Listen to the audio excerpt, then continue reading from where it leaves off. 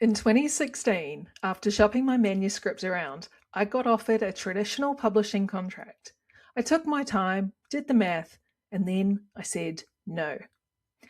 That no shaped everything that came after it: the books I've written, the business I've built, the way I think about my work and my life. All of it traces back to that moment. And today, I want to tell you exactly why I made that call. Because if you're someone who is sitting with your own version of that question, wondering whether to wait, whether to chase the traditional path, whether there's another way, I want you to hear this. Welcome to the Right Podcast. I'm your host, Sarah Williams, best-selling romance author, book coach, and founder of Serenade Publishing. I've been an avid reader ever since I could hold a book, and I've spent a decade immersed in the world of writing, editing, and publishing fiction. I know firsthand what it takes to turn a love of storytelling into a sustainable, soul-aligned author career. Each week, I share real talk about writing fiction, marketing smarter, and staying inspired, along with up-to-date industry insights and the strategies that are working right now. You'll also hear from fellow authors, editors, and industry experts who are out there doing the work and making waves. Here, we put the woo in the work of writing, publishing, and growing your author business. Think of this as your creative business pep talk, packed with heart, hustle, and a little bit of magic. So get cozy and join me. Your writing journey starts now. Hey scribe, Sarah here, and welcome back to the Right Podcast. So let's get into it. Let me set the scene. In 2016, I'm a writer with ambition and honesty, not a lot of patience. An Australian publisher comes to me with an offer. It was ebook only, Australian market only. And when I sat down and actually did the maths on the royalty structure, really mapped it out, the numbers just weren't there. Not for someone who wanted to build something. And I want to be clear, this wasn't about the publisher doing anything wrong. It's just how traditional contracts often work. You trade control and a significant slice of your royalties for the credibility of the imprint and the support of a team. For some people, that's absolutely the right trade. For me, at that point in my life and with what I was trying to build, it wasn't. But here's the thing that really tipped it for me. At the same time I was looking at this offer, I was listening obsessively to Joanna Penn on the Creative Penn podcast. If you don't know Joanna, she's one of the most respected voices in indie publishing, and I actually had the privilege of interviewing her recently on this podcast, so go back and find that episode if you haven't already, because she is brilliant in person as she sounds. But in 2016, I was just a listener, and I was hearing her interview indie authors who were doing it themselves, building readerships, making real income, owning their work completely. And something clicked. I thought, that's what I want, not just to be published, to build something. So I did the maths, and then I made the call. I think if I had to distill it down to one word, it would be freedom. Freedom is my top value. It always has been, even when I didn't have the language for it. I did not want to be told what to write. I didn't want to be told when to publish, or how to position my work, or what the cover should look like, or which market we were going to target this quarter. That level of external control over something so personal, it just wasn't something I could sign up for. And I want to say this gently but clearly. That's not arrogance, that's self-knowledge. One of the most powerful things you can do as a writer, as a person really, is know yourself well enough to make decisions that are actually aligned with who you are. A lot of us spend years trying to fit into a shape that was never made for us, and then wonder why it feels so hard.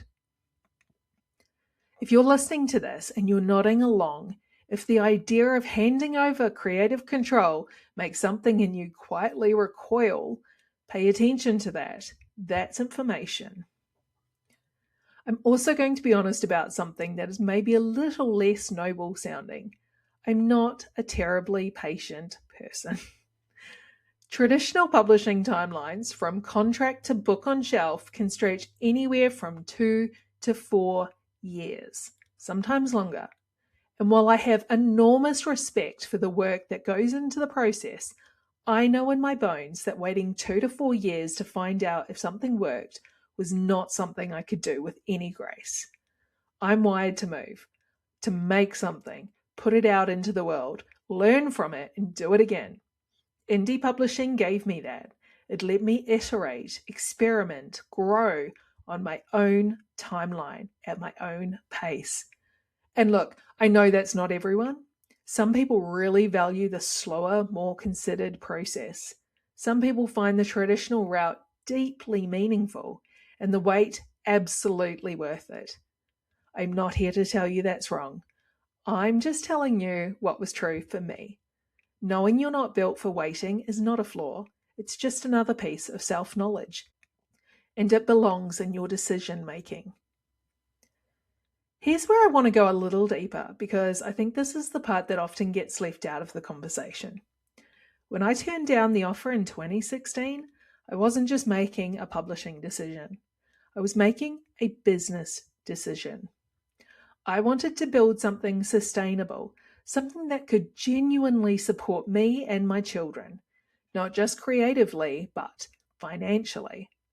And when I looked at what independent publishing could offer in that respect, owning my rights outright, building direct relationships with my readers, having income that wasn't dependent on someone else's publishing schedule or someone else's priorities, that picture was so much more compelling to me.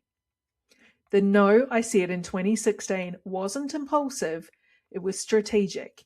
It came from a very clear-eyed look at what I actually wanted my life to look like and what kind of business I wanted to be building in 5, 10, 20 years.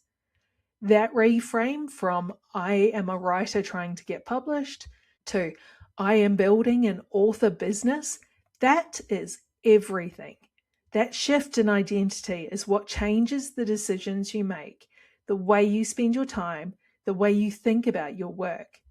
It's the shift I wish someone had handed me earlier, but I'm grateful I found my way to it.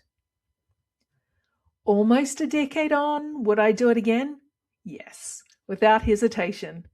Has it always been easy? No. Honestly, no.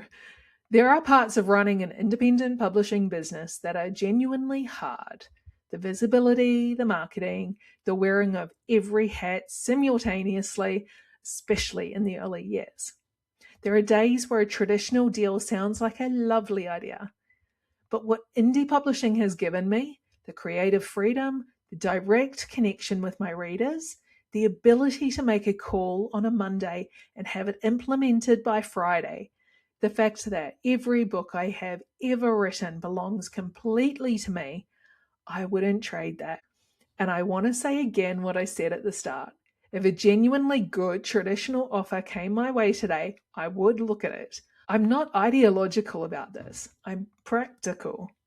The publishing industry has evolved so much, and there are hybrid models and creative deals now that simply didn't exist in 2016. Things change. But the values that drove that decision in 2016, freedom, ambition, the desire to build something real and lasting, those haven't changed at all. So if you've been listening to this and something is resonating, if the idea of owning your work, building on your terms, thinking beyond just the book and into the business, I want you to sit with that. Because the thing that really changed my trajectory wasn't just a publishing strategy. It was a mindset shift. The moment I stopped thinking of myself purely as a writer and started thinking of myself as a business owner, that's when things started to move. And the shift is exactly what I work on with authors inside the Author CEO. I have a couple of spots opening up soon, and I will be sharing more about that in the coming weeks. But I just want to say, watching the writers I work with step into this version of themselves is one of the genuine privileges of what I do. The clarity they find, the decisions they start making differently, the way they begin to carry themselves and their work, it's remarkable to witness. If you feel like that might be the right next step for you, stay close. I have more to share soon. And in the meantime, thank you so much for being here. Thank you for listening. If this episode resonated, I'd love for you to share it with a writer friend who might need to hear it. I'll see you again next week on the Right Podcast. Thanks so much for listening to the Right Podcast. If you enjoyed today's episode, it would mean the world if you'd leave a review and share the show with your writer friends. It helps more creatives find their way to us. And don't forget to follow Serenade Publishing on Instagram and TikTok for more writing tips, publishing advice, and exciting events to keep you inspired. Keep writing, keep dreaming, and know that I'm here to support you every word of the way.